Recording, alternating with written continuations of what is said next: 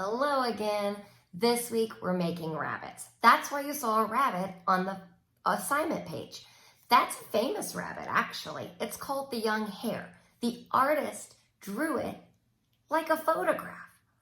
But back in the 1500s when it was created, there were no cameras. So that's why it made it so amazing.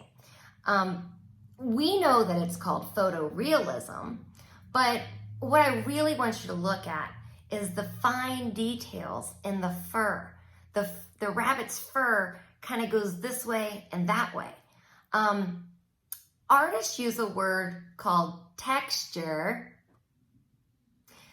to show how something feels. Now, you might have noticed I paused. My first graders know that when I say texture, you say it's how it feels.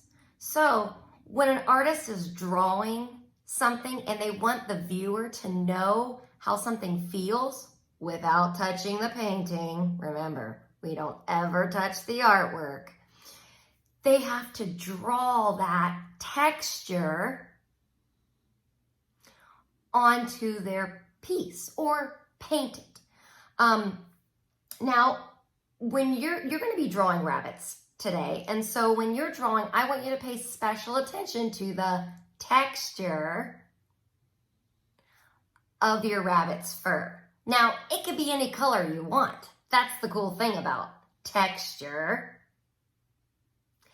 The artist can kind of have their own liberty or their way of making it its own. Now, at the bottom of the video, if you scroll down a little bit, I've put 3 other rabbit paintings for you to look at.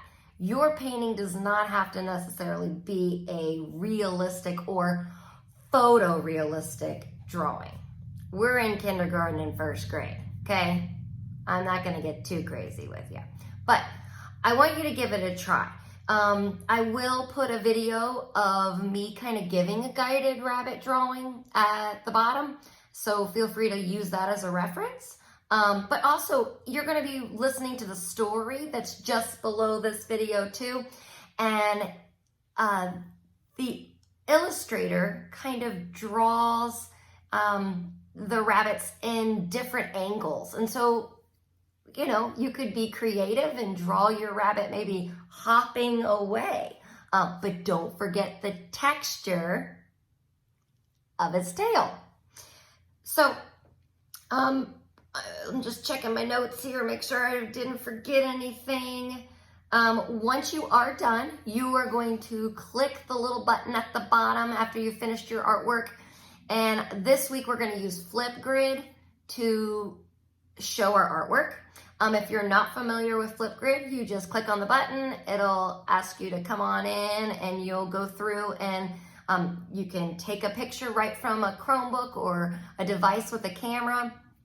And then it doesn't really take a picture, I'm sorry, it takes a video. And so you can tell me about the texture in your artwork.